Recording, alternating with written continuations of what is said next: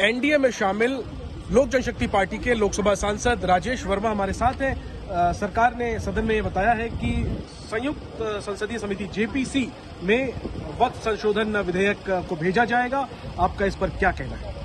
ये देखिए, सबसे पहले तो हम इस अमेंडमेंट का स्वागत करते हैं और स्वागत इसलिए करते हैं कि जहां विपक्ष इस बात को कह रहा है कि ये मुसलमानों के विरोध में है, ये भी स्पष्ट करना बहुत जरूरी है कि मुसलमानों को अल्पसंख्यकों के विरोध में नहीं है, बल्कि मेजॉरिटी ऑफ बड़ी संख्या के जो अल्पसंख्यक समाज के जो पिछड़े हैं, जो महिलाएं हैं, जो बच्चे हैं, ये उनके हित में लिया गया एक निर्णय है।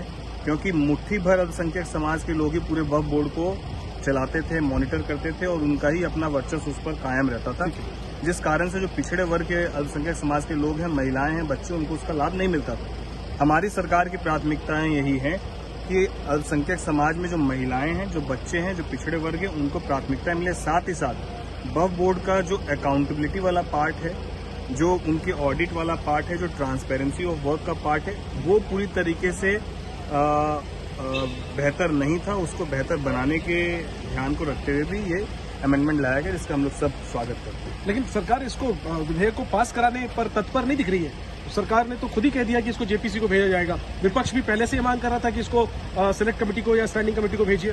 बिल्कुल, देखिए, अब इस विषय पर पूरे एनडीए के घटक दल के सब लोग अभी बैठेंगे भी, उस पर निर्णय होगा भी और हम लोग उसके फेवर में। ठीक है, एक आखिरी बात राजेश जी, विपक्ष जो कह रहा है कि ये एंटी मुस्लिम है, माइनॉरिटी को, मुस्लिमों को टारगेट किया गया है, तो आपको क्या लगता है विपक्ष ऐसा क्यों कह रहा है? विपक्ष 370 के वक्त भी कहा था, 3 तलाक के वक्त भी कहा था और संविधान बदल दिया जाएगा जीतने के बाद। ये तमाम तरह की भ्रामक अफवाहें फैलाने में विपक्ष बहुत एक्सपर्ट है, लेकिन इस बार ये एक्सपर्ट का उनको मौका मिला नहीं, क्योंकि एक एक बिंदु पर ये पहली बार पेश किया गया नहीं है। वक्फ बोर्ड पर जो अमेंडमेंट है, इसके पहले भी पेश किया गया यूपीए गवर्नमेंट में भी, जो कि हमारे आज एनडीए के जो हमारे नेता, उन्होंने इस बात को मजबूती से सदन के बीच रखा।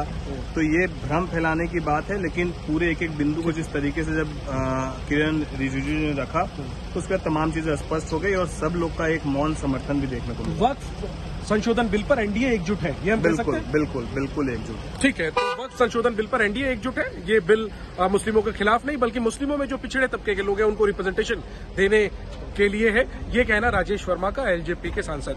Jainendra Kumar, ABP news, Delhi.